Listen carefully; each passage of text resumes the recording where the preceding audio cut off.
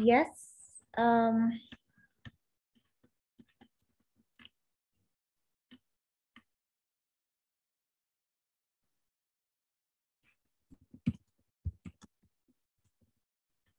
Guys, are you sure you can hear me?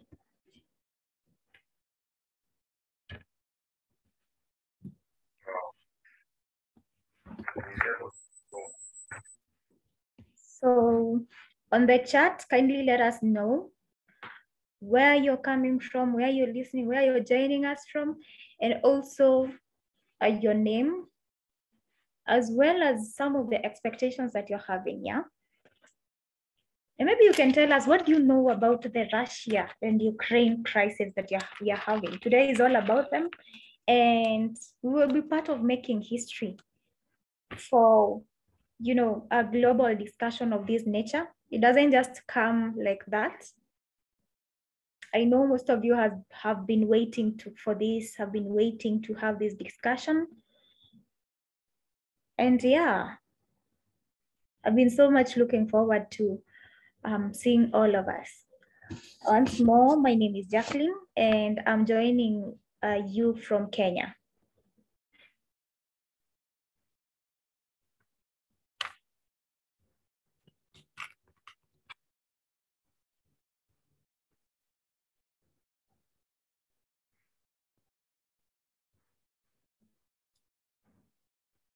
Adenike, you were saying something, if I'm not wrong. Maybe you can unmute and let us know what exactly you wanted to let us know. Sorry?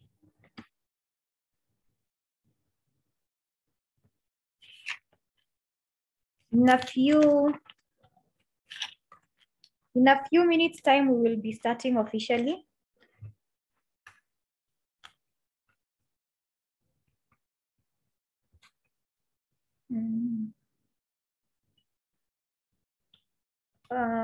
There is someone with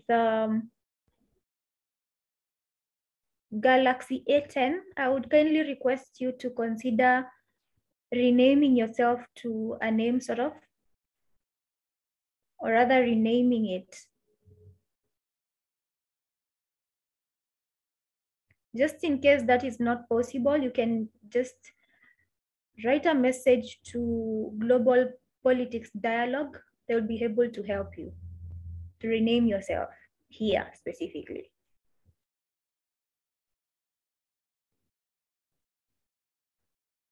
Guys, I can't see your messages. Are we sure we can hear me? I need a confirmation from your text messages, ladies and gentlemen. Ah, great. So Lillian FOB, where are you listening from? Where are you joining us from? And what do you expect from this conversation?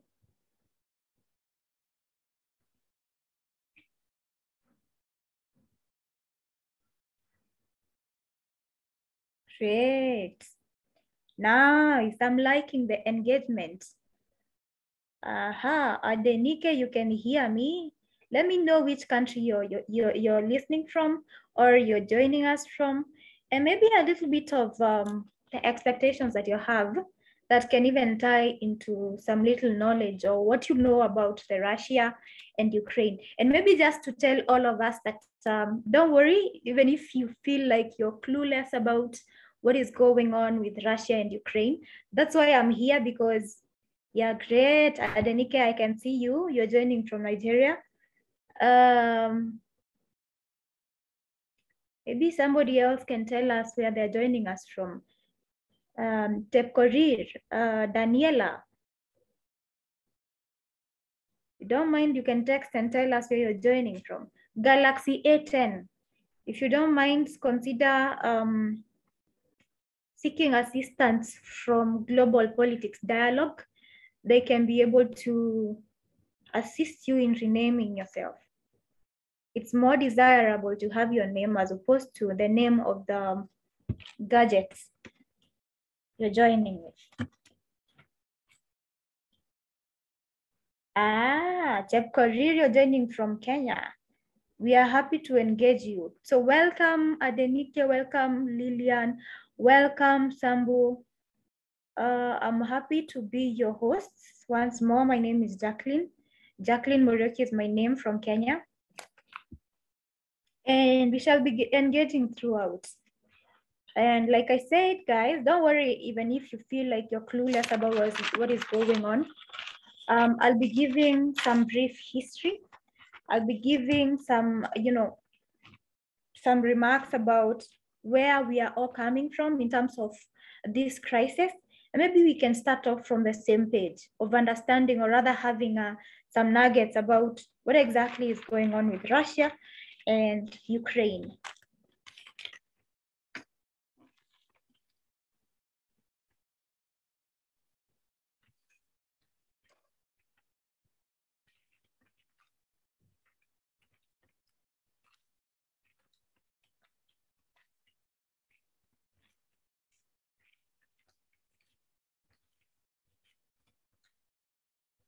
Today, I'll also be introducing our panelists.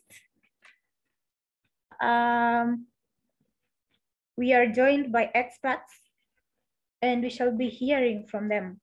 What exactly is the way forward? Our main aim is to ensure that at the end of the day, we are having a resolution, a resolution for peace, a resolution for, solving the conflicts. And maybe it could be a benchmark for any other crisis that come in future. And the good thing is, even our experts today are people who are quite vast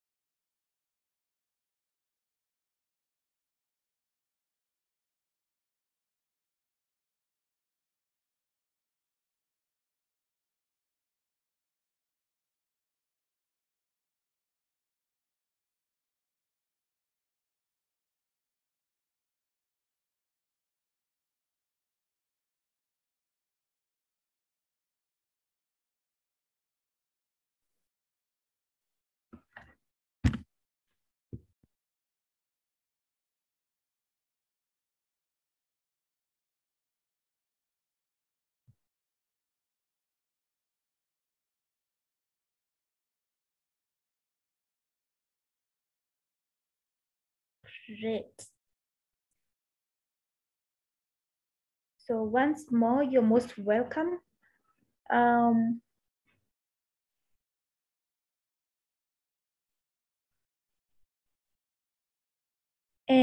as we start off, we are starting our conversation. We are starting this session with United Nations anthem.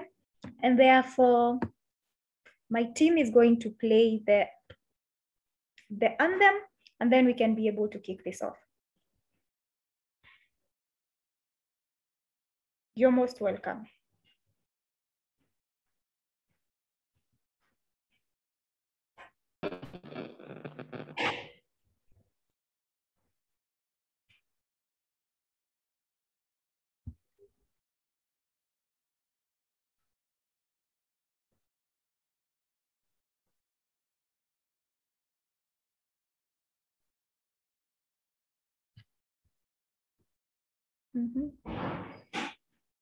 As we wait for the anthem to be played, I'm pretty sure the team is working towards that.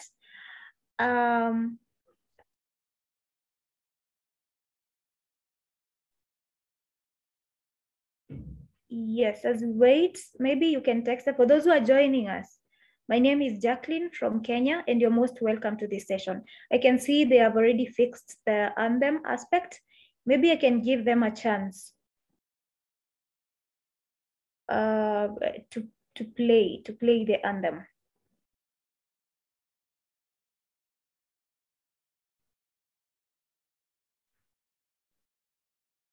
Even as you play the anthem, maybe you can be texting us. Where do you come from? Where are you joining us from? And what are some of the expectations that you're having? You know, what is that one thing that maybe even ignites your curiosity about Russia and Ukraine crisis? What do you know about it? Yeah, and like I said, if you don't know anything about it, don't worry, because I'll be giving I'll be giving us an idea, or I'll be giving us some background of where this is coming from, and we'll start off from the same page.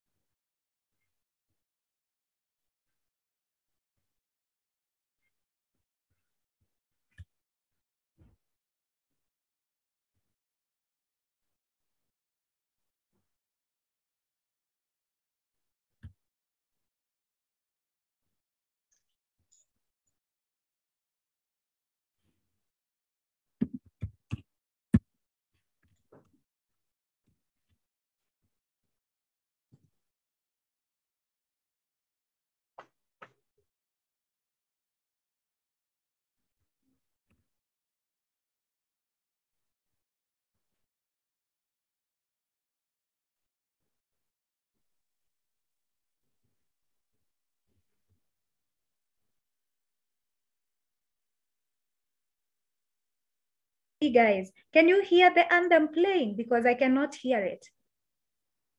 Personally, I cannot hear it, and maybe the technical team can figure something, or maybe let me know. Let me know if it's actually a problem on my end or everybody else has that challenge. Oh yeah. Sambu lets us know that she also can't hear anything. Maybe the technical team can consider fixing it, and then we can redo this.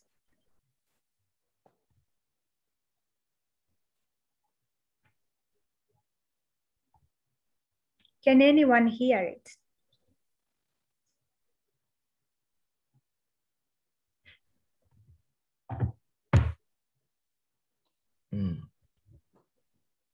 Great. So you're most welcome for those who are joining us right now. My name is Jacqueline Moroki. I'll be your host for this session. This, great conversation that we're going to have. Can you imagine today we will be coming up with resolutions, with proposals about what should be done in conflict between two countries. It's not mean feat, I can tell you for sure. And I'm pretty sure the world will be looking forward to hearing some of the things that we come up with today. So you're part of making history today. You're part of something bigger than just this Zoom or this webinar that you're having. So once more, I welcome all of us from wherever you're joining us from. And maybe you can let us know via chat, via a text, through the chat, what's your name? Where are you joining us from?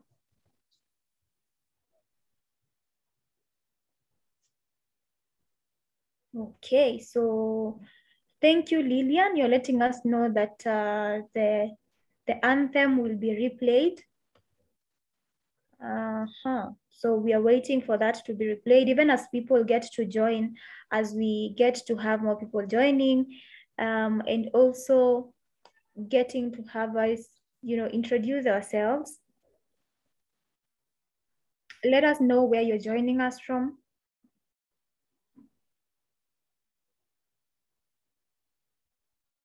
Yeah. Where are you joining us from, guys? Engage with me. Let me know via text message. I mean, not message rather, but via chat. Where are you joining us from? Yeah. I can see our technical team is trying to hack it out, and I'm loving this. However, I still cannot hear, just in case the technical team thinks that it's playing.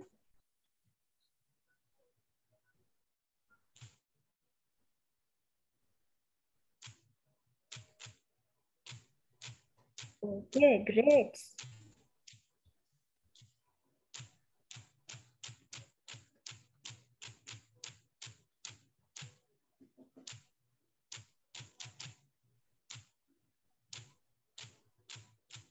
Yeah, you can follow the words. Yeah.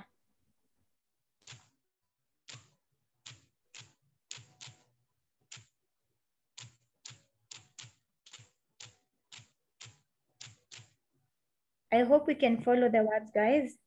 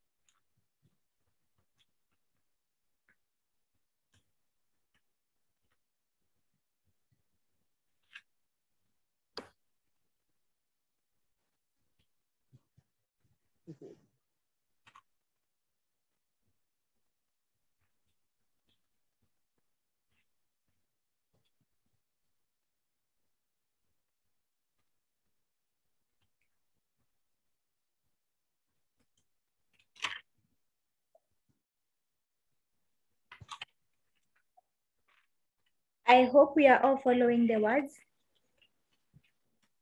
We may not have the sound or the music or what it is, but the words can actually take the place of that. Internalize them, because part of our conversation will be embedded in such.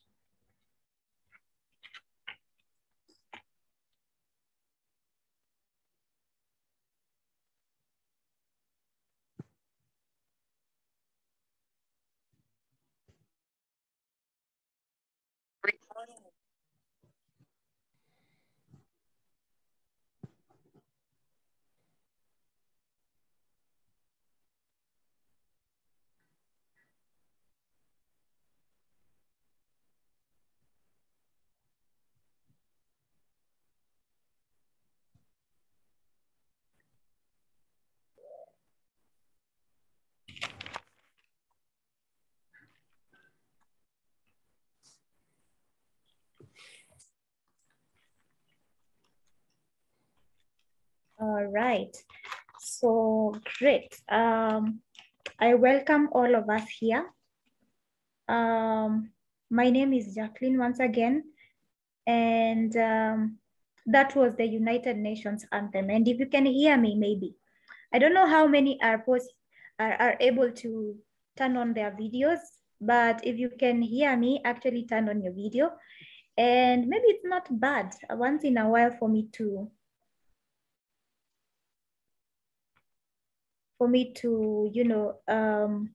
see you. So we are starting, and you're welcome.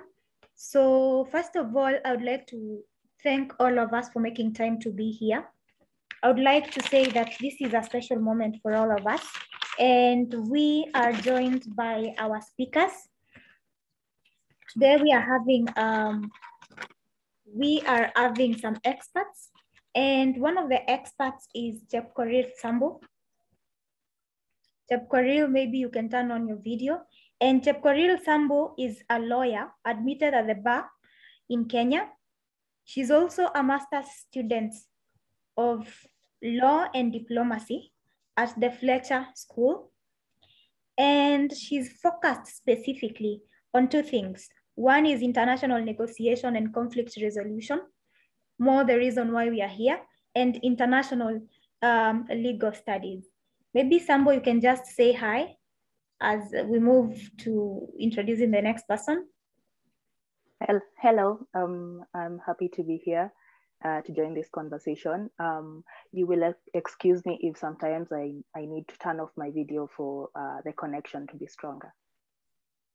Okay, that is well in order. In Kenya, at some point, you're experiencing challenges with power, and I am made to understand that is one of the things that really affected you, Sambo. It's very much okay. But the next person is, thank you so much, Sambo, first of all, for making time to be here. We're looking forward to learning from you and even engaging with you. And thank you so much. So the next person is Dr. Henry Ogunjewo. I'm just hoping that I've pronounced that well. You will excuse me just in case I didn't do it as well. And Henry is a distinguished lecturer at the University of Lagos, and he's also a mentor. Maybe Dr. Henry, you can put your video on. He's also an international multi-award winner and a diplomat and a strategist. So we are joined by a diplomat, a strategist, and international multi-award winner. In addition to that, he's also the zonal superintendent of Foursquare Gospel Church in Lagos. So thank you so much. Just in case you're here, Dr. Henry Ogunjewo, let me know and turn your video on.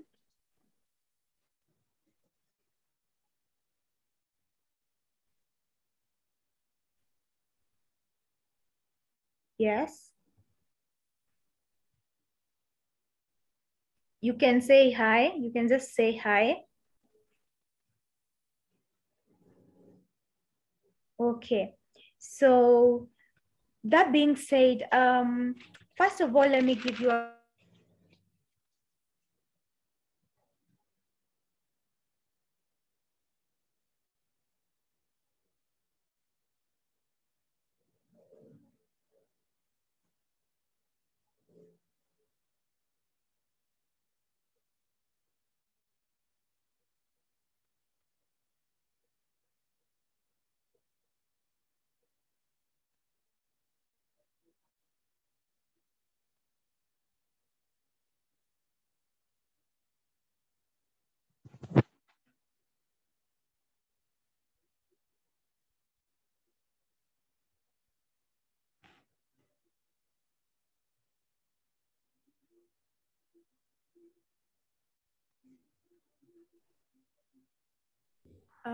apologies for that.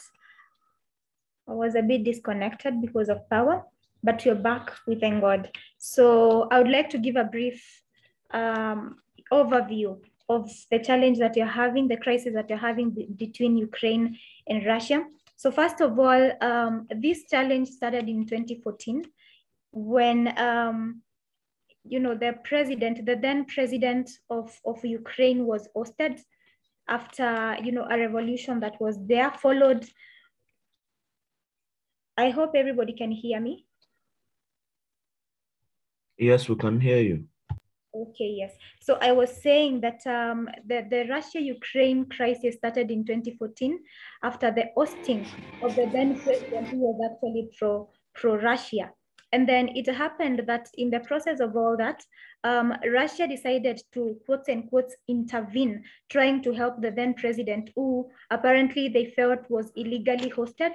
And even in the process of all that is when they were able to take over what is called annexing of Crimea or rather the Crimean Peninsula. So the thing is, initially, the Crimean Peninsula was part of Ukraine, yeah? It's an autonomous state, but it was part of Ukraine and it was recognized. So when that happened, because of the challenges that Ukraine was having with the president and the government that was pro-Russian, they took that as a chance to actually annex Crimea, and it ended up to be part of the federal states, or the federation, the Russian Federation, yeah.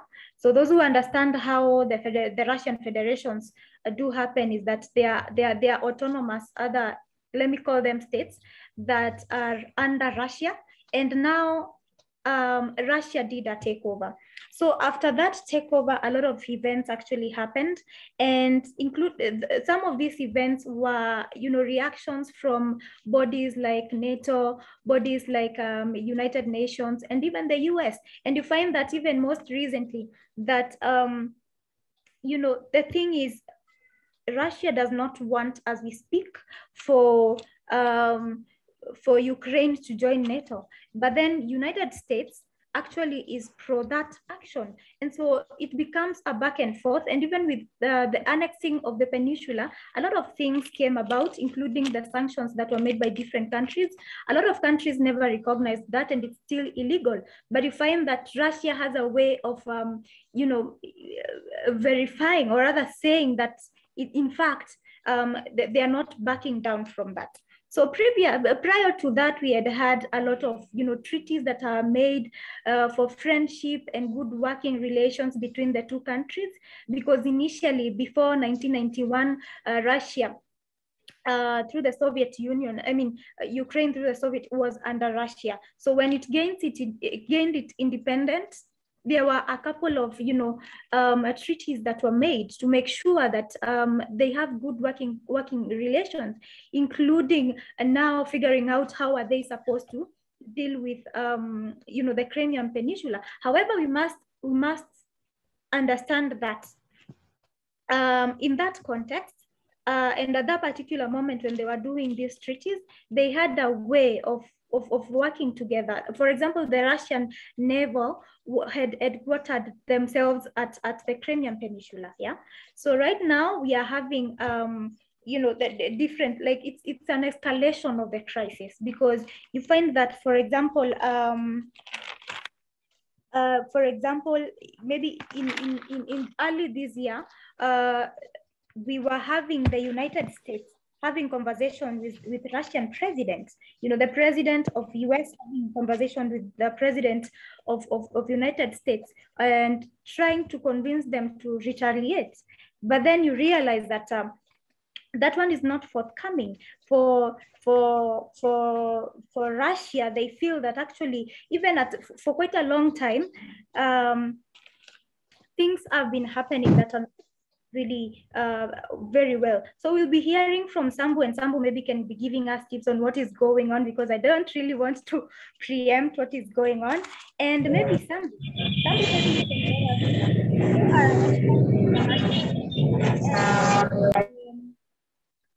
international relations. Maybe you can let us know what is going on and where is the rule of law as far as international law. What's its place when we come to this discussion? All right, so I think you have pretty much given the background. So I think I would talk about the Russia-Ukraine crisis as it stands currently, as encompassing two elements. So the first element is that is the Crimean issue. And then the second element is the current escalation by Russia because of its opposition to, among other things, NATO expansion in the Eastern Europe, and Ukraine's bid for membership at NATO. So as you have said, Ukraine gained its independence in 1991, and after that there was quite a moment of peace until 2014, when the president then was through protests was forced when the president was I'm in traffic. I may not hear you very well. Hi, Sandra. Technical team, can you mute? If I get down from the vehicle, I'll call you. I cannot hear you very well. Sorry. All right. So, as you said, there were protests because the then president Victor had rejected to push for membership, for greater alliance between the European Union and Ukraine, which Ukraine had been eyeing for a long time. So the Ukrainian went ahead to protest in 2013 actually, began in 2013. And because of massive protests, he fled the country, the president fled the country. And then the Ukraine elected a new president who was more nationalistic and pro-European Union. So then what happened, because Viktor was pro-Russian and Crimea is an autonomous region in Ukraine, that means it has its own government and everything. Crimeans, a large percentage of Crimeans are of Russian origin. So that means they speak Russian, they are pro-Russian. And so they were not pleased by the ousting of Viktor. And what they did next is they started protesting themselves and actually decided to conduct a referendum to associate itself, to actually join Russia as part of the Federation of Russia. So this referendum is largely seen as an illegal act because it went against the constitution of Ukraine and the constitution of Crimea, which state that anything that is supposed to alter the boundaries of Ukraine then has to be conducted, has to be decided by a referendum by all Ukrainians, not just Crimeans, by all Ukrainians. So this is why the referendum is still deemed illegal. So when in March 11, they overwhelmingly voted to join Russia. Of course, the international community does not recognize this referendum and does not recognize Crimea as part of Russia. So another issue is that in Crimea, they're not just Russians, there are other ethnicities and identities. So there are the Ukrainians, and there are also a group called the Tartars, who are majorly Muslim. So now with Russian occupation of Crimea, these other minorities feel suppressed. They're not allowed to speak their languages. So Russian is spoken all over. And so they feel suppressed. This actually coupled with the fact that year in 2014, a flight was actually shot down in Ukrainian airspace. And these investigations revealed that these were Russian missiles that were used to bring down the plane. So these two factors made Ukraine actually file a case at the International Court of Justice in 2017, telling the court that Russia has infringed on, is financing terrorism and has gone against two conventions, one on Convention on the Elimination of Racial Discrimination, and this other convention, which is very...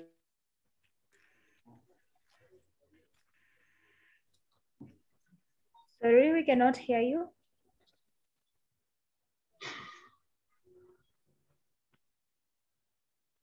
Sorry, Sambu, maybe you can check. But even as you do that, just hold it on as you fix it, because I'll be introducing you just hold the thought, Sambu. As you fix it, I'll be introducing you to the next speaker. Maybe just for him to, talk to us, or rather, get to. Okay, yeah. So I'll be letting us know that Dr. Henry is actually here. Dr. Henry, you are most welcome here. I'll introduce you once more. So Dr. Henry is a distinguished lecturer at the University of Lagos and also a mentor. He's also an international multi-award winner and a diplomat as well as a strategist. He's also, in addition to that, a zonal superintendent of Foursquare Church in Lagos. So thank you so much, and you're most welcome here. Thanks for making time here. We are engaging with Sambu, who will be your co-panelist. And yeah, so Sambu was engaging us on a little bit of where the international law is being, touched in terms of the crisis that you're having. So Sambu, please proceed, and then we'll be engaging you concurrently. Can you hear me now? Yes, I can hear you. Sorry, I received a call and it affected the connection. So, like I said, the case was filed at the ICJ in 2017, and Russia raised what is called a preliminary objection, saying the International Court of Justice, which is the judicial body of the UN, Russia said that the court did not have jurisdiction to adjudicate that matter. The issues presented by Ukraine were largely substantive in terms of the two conventions. They were not really going into the issue of Crimea and its annexation and everything, but they were going into the substantive issues such as suppressing minorities in Crimea, financing terrorist activities in eastern Ukraine. So the court gave its judgment in 2018 on the preliminary objection and found that it actually has jurisdiction to hear this case. So it rejected Russia's application for the court to excuse itself. So the case is ongoing, and International Court of Justice cases can take a while to be decided. So this should still be monitored. But currently, the immediate cause for the current escalation is Russia came up with demands in 2021 stating that NATO should not go ahead to expand, NATO should not conduct military alliances with Ukraine, and Ukraine should not be allowed as a member of NATO. In my readings, I have found out that because of the nature of the Ukraine-Russia conflict, Ukraine actually did request NATO for membership in 2008, but NATO said it would admit Ukraine, but did not give a specific date. Further reading tells me that France and Germany actually were the ones to tell Ukraine that unless this issue, border external issues have to be sorted first before Ukraine is given membership. And therefore, the chances of Ukraine being admitted as a NATO member currently, as it stands, are quite low. So they are an enhanced partner to NATO, but they're not, Ukraine is not a member of NATO. So Russia is now threatening action, military action, and it has already brought its troops around the Baltic Sea. Even Sweden has been trying to be alert because this is near also Swedish land. So Sweden is also sending its defenses around that area. So Russia wants to become an aggressor to Ukraine, and this probably supposed to give it an upper hand in negotiation. We call it an alternative, giving you power in negotiation. So Russia is contravening, of course, the UN Charter largely. Article 1 of the UN Charter talks about the role of the UN being to ensure international peace and security, and that any form of dispute has to be decided through pacific measures, which are peaceful measures. In chapter 8, I believe, these peaceful measures, or is it chapter 6, these peaceful measures are outlined, and they are negotiation, mediation, arbitration, conciliation, inquiry, and even judicial settlement, which is going to the International Court of Justice, referring a conflict to the International Court of Justice. Currently, NATO and NATO, that means the US and European countries, as well as Russia, are negotiating this crisis. But interestingly, Ukraine is not on the table, which in my opinion, I find to be a contravention in itself of the principles of sovereign equality, because they are really discussing a Ukrainian issue, and Ukraine as a country has the right to seek membership in any regional bloc it wants to, according to Article 52 of the UN Charter. So actually, a country telling another country not to join and threatening that if you join this bloc, we will do this, we will fight, is in itself infringing on the sovereign equality of that state. And what Russia is doing right now, putting its troops on standby, is a potential threat to the territorial integrity of Ukraine, all of which are protected by the United Nations Charter. Great.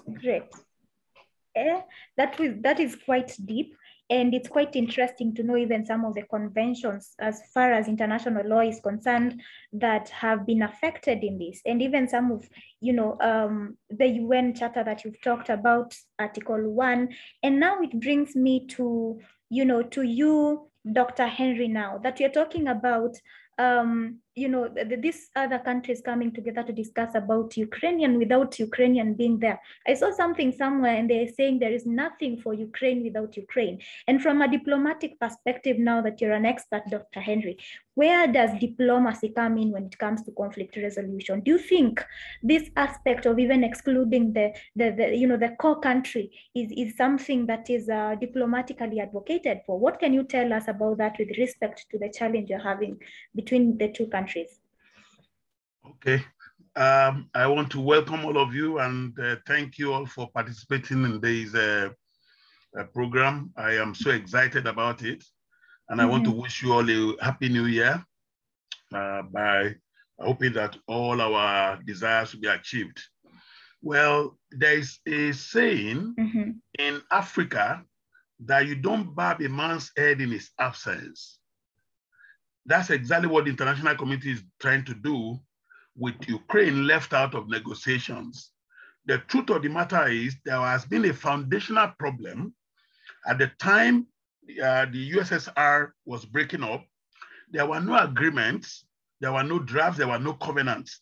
And therefore, this current crisis we have, the diplomatic row, which has turned into political row, has turned into territorial row in Europe, principally between Russia and Ukraine.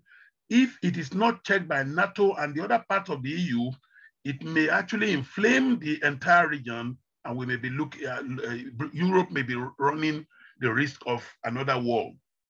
Having said that, I believe very strongly that the truth of the matter is that the area in contention, the Crimea region, is populated by Russians. So naturally, you discover that the Russians will naturally have some ties, cultural ties, language ties, with those ones in Crimea under the control of Ukraine. And therefore, Russia can come under the guise of those are our people. Unfortunately, the area has been ceded to Ukraine and has been under Ukraine for a long time, even though there are no evidences, diplomatically speaking, that the Russians in Crimea have been maltreated. We don't have evidences of that. But because Russia being like a regional hegemon and wanted to display its power and influence over the other parts of that part of Europe, they wanted to assert their authority. And of course, there was an opportunity for them to do that because the Russians were living in Crimea. Well, I want to applaud the activities of NATO and then also what the US is doing. But I feel sincerely that the UK out of the EU at this time is not helping matters, and the UK has taken the back seat instead of going in the front row. That's a major problem. And then you find that the foreign minister of Russia, Sergei Lavrov, has defended the position of Russia to almost to a point that there is no counter argument or counter defense from either Ukraine or NATO or the EU. And therefore he had a field day on the media.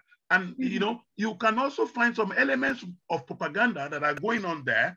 And of course, the truth of the matter, the whole place has been militarized by Russia. And without NATO and the US and the UK intervention, I can assure that Putin will invade Ukraine, and that will be infringing on their sovereignty. And well, this conference or this seminar is actually for the way out. Now, the way out may be very difficult. It's almost going to look like the Palestine trouble, but because you have Russians now under the control of Ukraine, naturally, you will find a situation where they will have ties with the mainland Russia, and their affinity is rooted in same language, rooted in culture, rooted in history. So there's a tendency for them to feel that indeed we don't belong to Ukraine, we belong to Russia. And then of course the referendum was clear. So I think the international system, the international community, NATO, the US, the UK need to come together at this time and bring Putin on a table to see that, in short, there are countries with, India, for example, has over 400 tribes. Nigeria, for example, has over 250 tribes. So there's actually nothing wrong in Russians living under Ukraine as long as their rights are guaranteed and their freedom of everything that they needed to do. We have had similar things in the past, when Russia was asked to protect the interest of the Christian community, Orthodox Christians, under the control of the Ottoman Empire. That can be repeated now. Just use somebody to ensure. And then, of course, we can make Ukraine. That's why I'm surprised that Ukraine is being left out of this agreement. Ukraine should be made to sign some papers or some covenants or some agreements that they were not going to maltreat or marginalize the Russians that are under their control. I think that would be a fine way forward for this, because obviously we cannot solve this problem other than by diplomatic means. War is not an option. And that's exactly what Putin is looking for. And the foreign minister of Russia is bent for a showdown. And this is not going to be good for the region. Of course, there's geopolitics in Europe, which is like underlying whatever discussions are going on. But I honestly feel that Russia should be brought on board. Ukraine should be brought on board, despite the size of Russia, and then make Ukraine to sign an agreement and guarantee the rights of Russians that are living in Ukraine, in Crimean side, yeah. Okay, great. Apologies for that. My connectivity sort of screwed me up, but we really appreciate. If I could get you right, Dr. Henry, from where I got to get you, is that you are very much concerned that UK actually took a backseat. Yeah. And my question is, it has taken a backseat in doing this, yet United States and even NATO has been in the forefront of advocating for this. Do you think, besides the peace that you're trying to look for, there are other interests that comes with NATO and the US trying to be part of this crisis?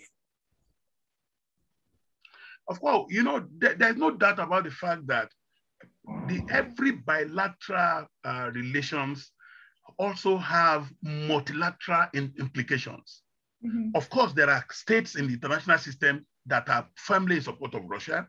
There are states in the international system that are firmly in support of Ukraine, but Ukraine needs those international support by far much more than Russia because of the size of Ukraine, whether militarily or geographically or economically and all that. By far, Russia is in any way the superior in terms of military power, in terms of population, in terms of economy and all that. Therefore, Ukraine requires the backing. I am saying that the UK, if they were still part of the EU, will have played a much more active role than they are playing at the moment.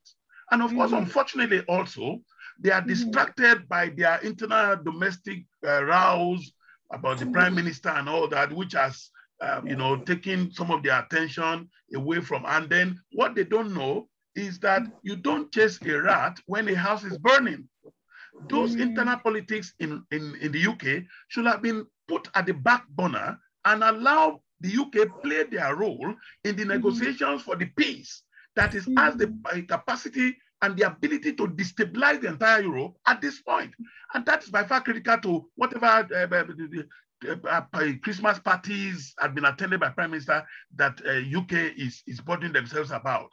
Honestly, if anything goes wrong between Russia and Ukraine, there can never be peace all through in the entire Europe, which will affect the UK itself. So it's better to leave those domestic politics, domestic rivalry, and come into a regional body in a way that they can guarantee peace and serenity between Russia and Ukraine. Of course, we all know, everybody on this panel, all of us know that without intervention of NATO, without intervention of the EU, Russia will have invaded Ukraine.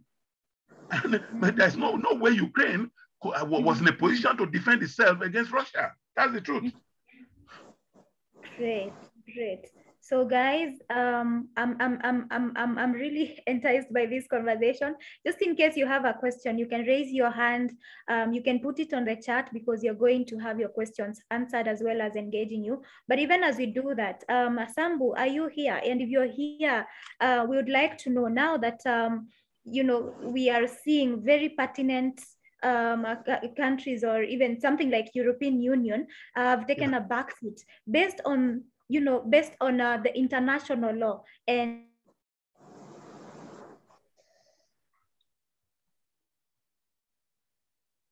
in respect to you know, conflict resolution, that one affects as far as Russia and Ukraine is concerned. What is the effect on international law basis, and you know, such stuff that gets to affect the peace that we so much look forward to having in Russia and Ukraine? Sambu, are you there? Sorry, is addressed to who? It is addressed to Sambu. Sambu, Sambu is in international law, but then at the moment that she's not able to reach us out, you're having a challenge in Kenya. Maybe you can let us know, Doctor. Okay. What do you think as we fix the challenge with Sambu? What do you think? You know, in diplomatics, I'm sorry to just keep it in very quickly. In diplomatic circles, there are times that following strictly to laws do not solve problems. Rather, negotiations, agreements, and covenants may be superior to those laws. When international laws are made, there are certain situations that are not envisaged at all. And by the time they occur, sticking strictly to those international laws will just complicate the matters. So I still insist that diplomacy, jaw is better than war. It's better they just sit down and discuss. Forget that when the agreements have been made and peace guaranteed, laws can be adjusted. But if you're standing on the law and then the entire Europe goes on in flames, what's the advantage of international law then? So I'm insisting diplomacy, diplomacy, diplomacy. Discussion, discussion, discussion. Agreement, agreement, agreement. Thank you. So we have a question even from someone, Emmanuel Mamadi. And I believe Daktari, this one is rather doctor. Daktari is Swahili name for doctor. I believe this one is addressed to you. Maybe you can let us know, do you think there will ever be peace between Russia and Ukraine as long as, one, we are having Ukraine remaining allies to US and part of NATO? If this peace will happen, will it be passive or active? And then secondly, Ukraine's accusation towards Russia on the M17 shooting in 2014. Maybe, Doctor, you can follow it on the chat because the question is actually there. And then also the third condition that this gentleman is giving is if we will be having peace if Russia is pursuing annexation of other parts of Ukraine even after annexing Crimea. We realize that actually early this year, they have deployed more than 1,000 troops. You know, they have escalated the issue. So do you think there will be peace in that case? Welcome back, Sambu. We'll be getting back to you after Doctor. I think Sambu is muted. Yeah, I okay, think fine. you're the one going. Yeah. It's to the doctor. Those questions are addressed to the doctor, but maybe now that Sambu, you're here, you can let us, you can tell us something about the question. What do you think? Will we be having peace? And if that peace is to happen, considering those conditions given there, how will that look like? All right. So actually, Mamadi is my friend. I believe that peace can happen. Like is always a possibility anywhere, anytime. It just depends on the timing, and it depends on the people at that time. So with the current Russian president Vladimir Putin still in power, and in light of those circumstances that Mamadi has put forth, I believe the chances of there being peace are quite slim. That, coupled with the fact that the president of Ukraine, Zelensky, is pro-European. Yes, he is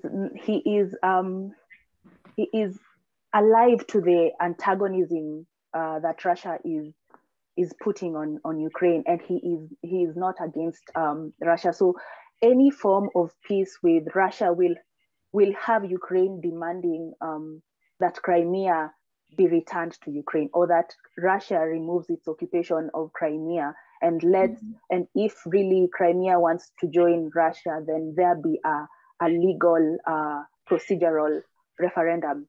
But in light of what I feel like the flight on Ukrainian, the flight shooting down happening in Ukrainian space, in my opinion, could be a point of concession. I think that can be, they can agree to forgive past actions, in my opinion, and that is one of the things I agree that could be forgiven. But the fact that Crimea is still being occupied by Russia is something that Ukraine will put on the table before a peace deal arrives. At the same time, Vladimir Putin himself, being the current president of Russia, will not live to see a day where there'll be peace in Ukraine, as long as there is if there is no prime minister or president in Ukraine that is pro-Russian, and as long as Ukraine continues its alliances with NATO and the European Union, then at the time of Vladimir Putin, we cannot hope for peace.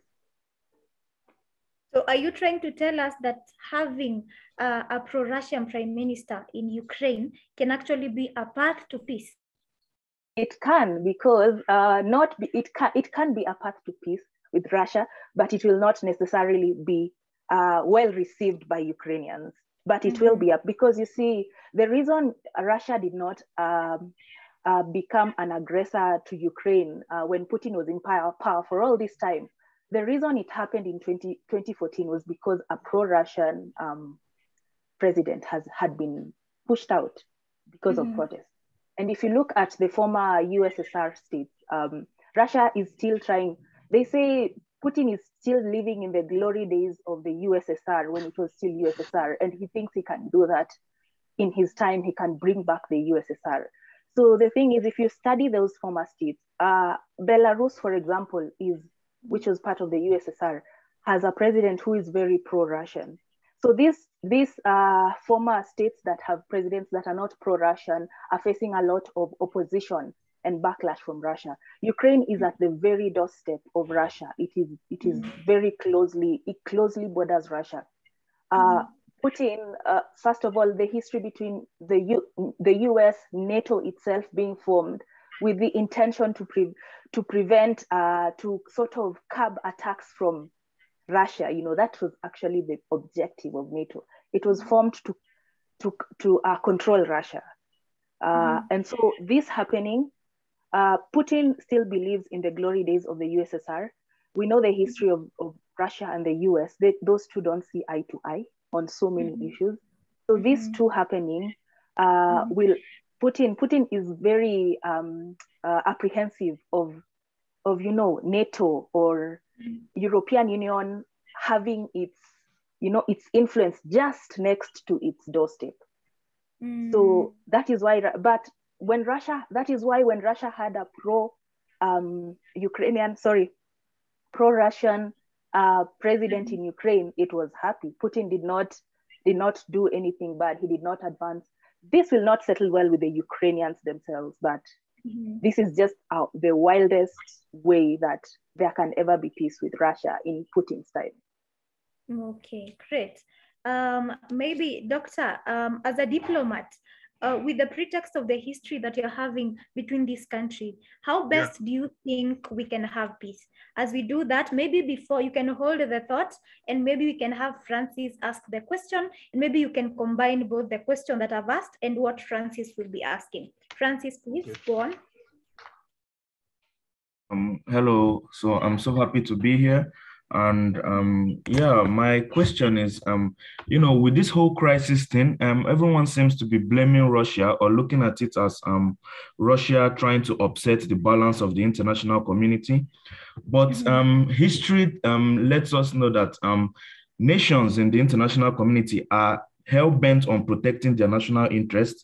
You know, they are set out, their relations in the international community is always fine-tuned towards making sure that they are well taken care of first.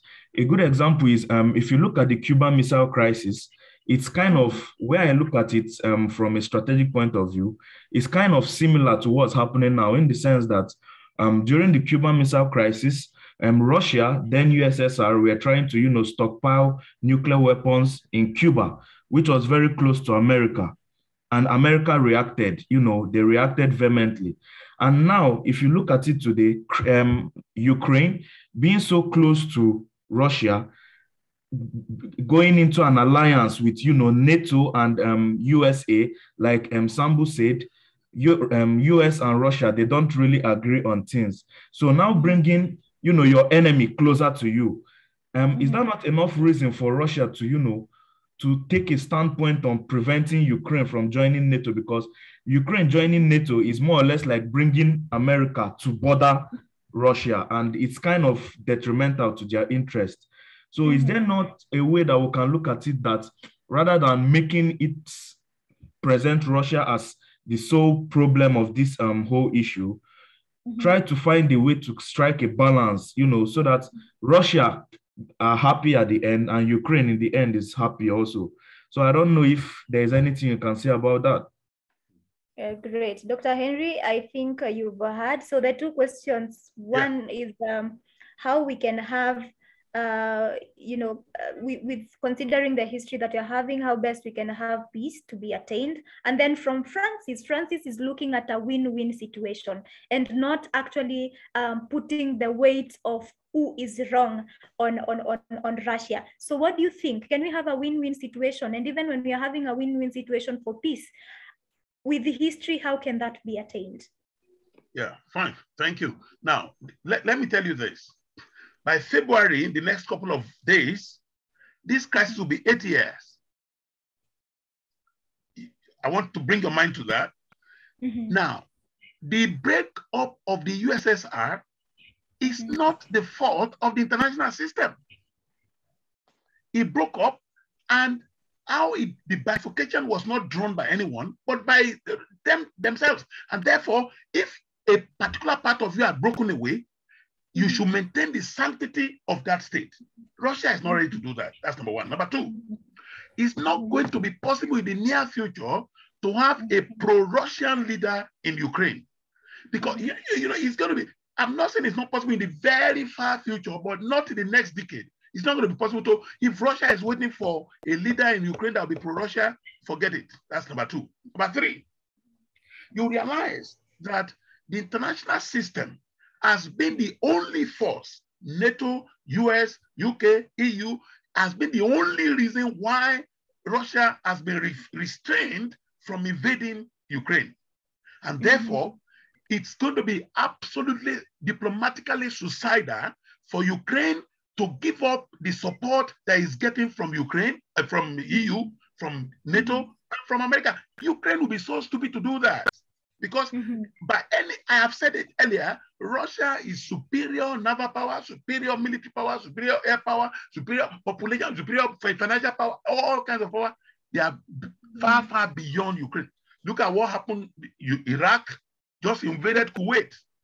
And it would have been the same thing. If not for the international community, I assure you that it's not a matter of having your enemies coming to stay at your backyard. In the case of America, of course, NATO, because Russia cannot guarantee the safety, the security, and the sanctity of the sovereignty of Ukraine.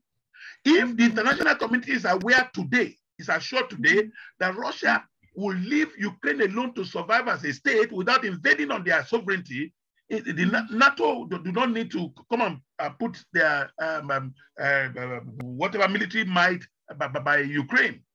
But you know, everybody on this panel knows that the only reason that Russia has not invaded Ukraine today, this morning, Tuesday, January 18, 2022, is because of the support that Ukraine is getting from the US and from NATO. Other than that, Russia will have invaded Ukraine. So that's been, and therefore, to say that, I'm not saying we are ruining our peace. Just like Sambu said, there's a possibility of peace. Number one, if Russia compels Ukraine with the support of the international system to ensure that Ukraine will guarantee the peace, security, rights of all Russians that are under the control of Ukraine. I think that is fair enough. Then Russia can as well say, okay, if the people were our people, in quote, in under Ukraine are looked after, are protected, are secured, are allowed to live well, then we have no problem with that. And therefore, the international community can make Ukraine to sign that agreement. Secondly, with NATO should ensure that they guarantee support for Ukraine as the only check to Russia for now. And therefore, we have some peace. Otherwise, if NATO is supposed to withdraw, the US withdraws, the UK withdraws, the EU withdraw, in less than 24 hours, Russia will invade Ukraine. I am seeing a protective kind of an aspect here from EU, from NATO, from US. And you've talked about something very important as a factor for building peace, that Ukraine is supposed to assure the security of the Russians in Ukraine for Russia to be able to, respect its sovereignty. Because the biggest issue here is that sovereignty of, Ukraine has been invaded. And that one takes me to something also you've talked about that I will tie up with something Daniela in the group has said, that the international system is actually supposed to come into place to help make sure that these things are actually done properly. And so Daniela says that I think Ukraine should be an independent and neutral country. The United Nations peace building might be an intervening committee to solve this situation between these beauty nations. I stand up the culture of peace. We all stand up for the culture of peace. Daniela, thank you so much. And Dr. Ario, thank you so much. And maybe we can get some closing remarks from Sambu, and then I'll be giving my closing remarks. Dr. Ario, for the purpose of answering extensively the question of where we can find peace, thank you for those closing remarks from you. We really appreciate. And maybe Sambu, you can tell us some final closing remark, and then we can close it, and then be able to finally do our United Nations nation anthem once more. So Sambu, please give us your final remark. Thank you, Doctor, so much for giving the final remarks in connection to answering the question. Thank you so much for giving me this opportunity. Which country is in dire need of peace, considering Russia is simply waiting for an opportunity to attack? Okay, so first of all, I would just maybe give me a few seconds to answer also Francis that where I agree with Russia for sure is that NATO's mandate is over, and NATO being still surviving. Sambu, just excuse me, because I would like you to answer that, and also to combine that with a question from somebody, okay. Yeah. She's asking to Barrister Sambu, other than support of US and NATO, which country is in dire need of peace, considering Russia is simply waiting for an opportunity to attack? So you can combine the questions as the final, as your final remarks. As the final remarks. All right. Thank you so much. So I will say that, Francis, where I for sure agree with Vladimir Putin is when he says, why is NATO still here? Why is NATO still existing? Its objective was, it was formed during the World War. Its objective was within the Cold War. Its objective was within the Cold War. And when Russia at that time was heading the Warsaw Pact, as you remember, and the agreement was that after the Cold War, then dissolve these institutions because there was no use for them. So I, as someone who has also seen the extent to which NATO has gone to in Libya, in as much as Libya was sanctioned by the Security Council, but the extent to which NATO has gone in countries like Libya, I also agree that it is high time that we actually question why NATO is still here. I mean, Ukraine can still survive with bilateral alliances with the US, with the EU, and with the EU as a bloc. But why is NATO still relevant? But concerning this other question from it's from Techno. Which other countries in dire need of peace, considering Russia is simply waiting for an opportunity to attack?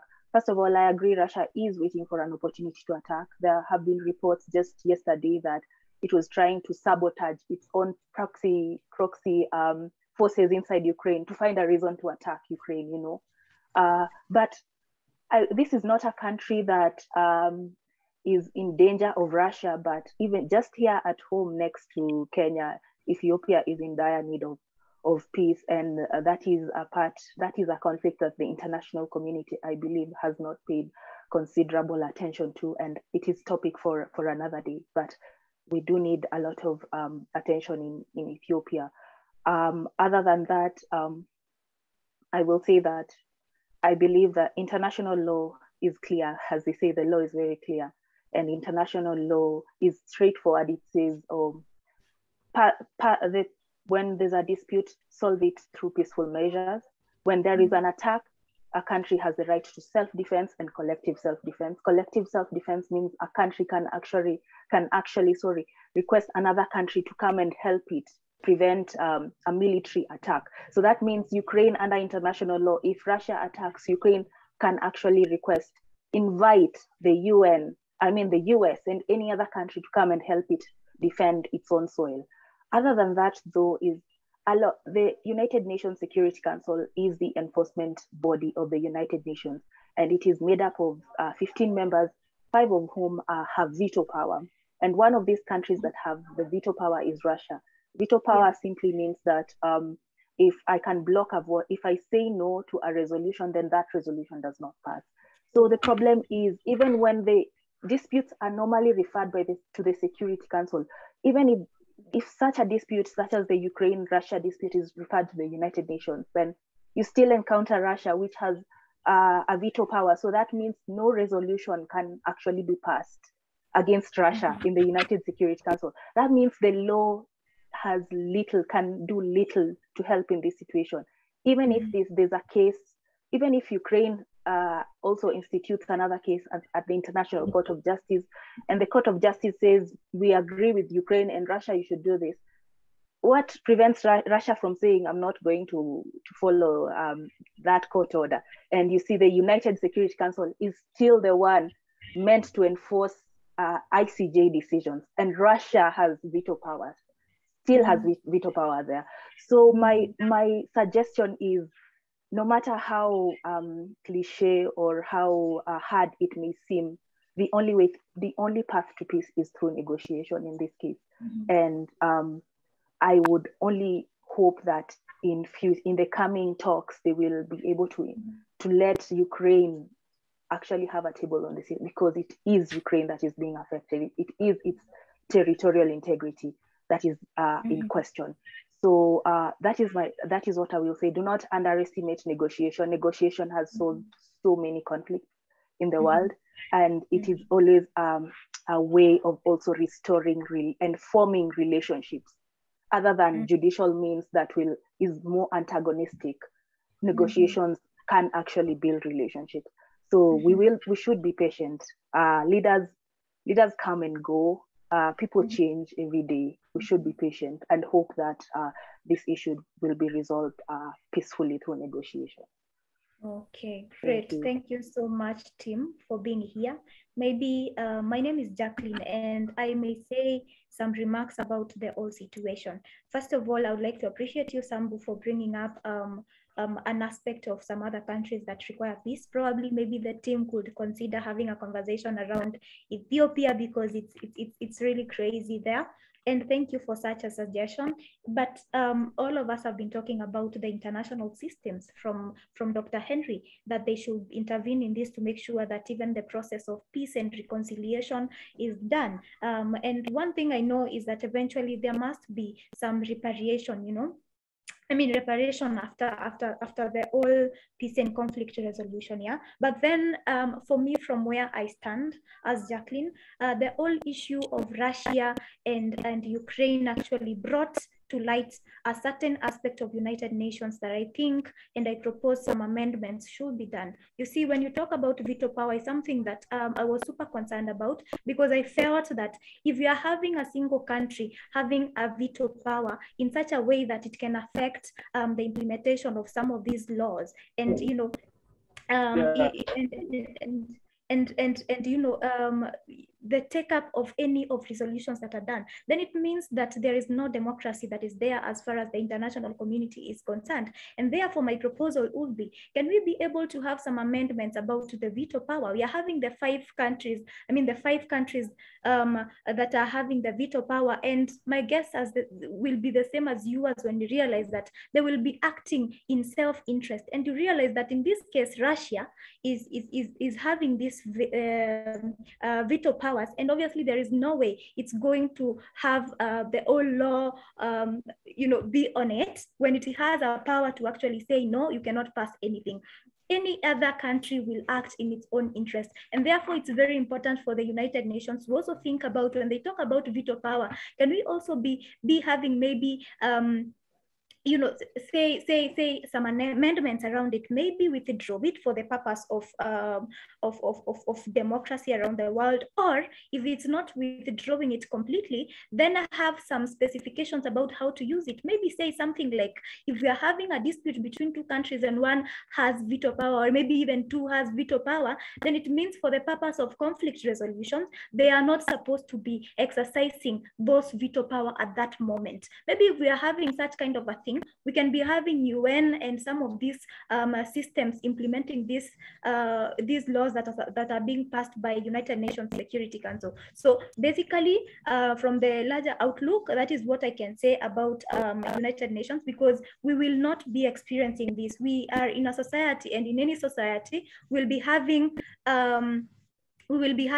some conflict here and there, but we also need to make sure that we preserve the rights of the minority. By minority, in this case, I am saying about those that do not have veto power, and maybe those that do not have a permanent seat at the United Nations Security Council, so that now we can be able to say that there is no human who is higher or who is above the law. And in that case, we will be able to, I think, come up with better ways of negotiation. Negotiation forms a central part of this. So thank you so much for everybody who's been joining here.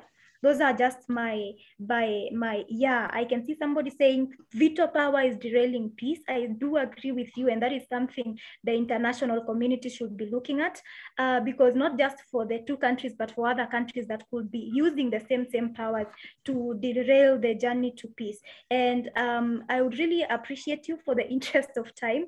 Thank you so much, those who've been joining. This is just the first of so many, and I believe that out of this conversation that we've had, a couple of you have learned a few things here and there as far as conflict resolution is concerned. We've learned a lot from Dr. Henry, and even the place that, you know, UK not being part of this has derailed. You know, we've learned from the law aspect of international relations and how peace and conflict resolution comes in. And for all of us who've been part of this, those who've been listening to be able to learn, those who've been contributing in the text, and even for our technical team, this could not have happened without you're coming together. We would like to appreciate Democracy Moves, which is the organization behind coming up with this conversation, and also the Global Politics Dialogue, and I'm telling you that it's out of these conversations that we get to have. I believe in dialogue, and we are part of history. In a way or another, we influence how things are done. Even if it's small, I believe it's that small added up that we get to do something big. So thank you so much. I'm your host once more. My name is Jacqueline Morioki. I come from Kenya, and I have really been glad, and I really thank you. So maybe we will complete with we will complete with the United Nations anthem, and even as my team gets to do this, I'll be reading some of your comments. Thank you so much. Thank you. Yeah. Thank you, Jack. Thank you, Sambu. Thank you, everyone. It's a privilege. Thank you so much. Thank you. Maybe it was nice interacting with you. Thank you. My technical team can work on that. Yeah. Sambu was agreeing on an overhaul on his replacement. An overhaul on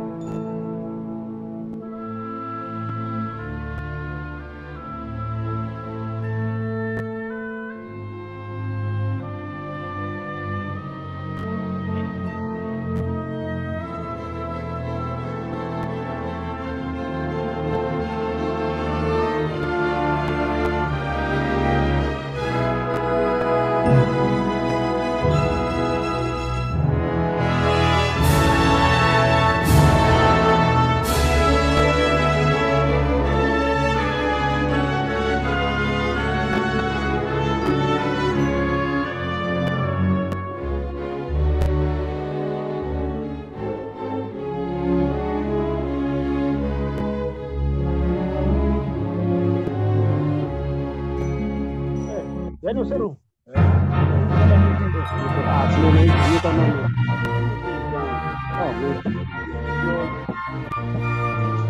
So kamu tinggal di pos.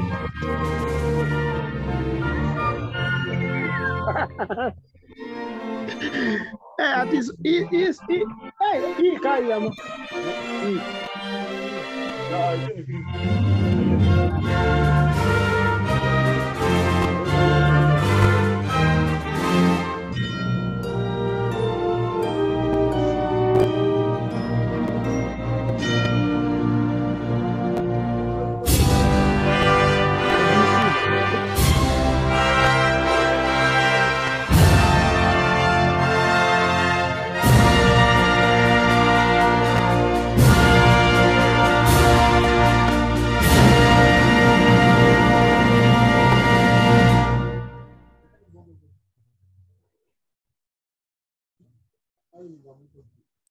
Thank you so much, ladies and gentlemen.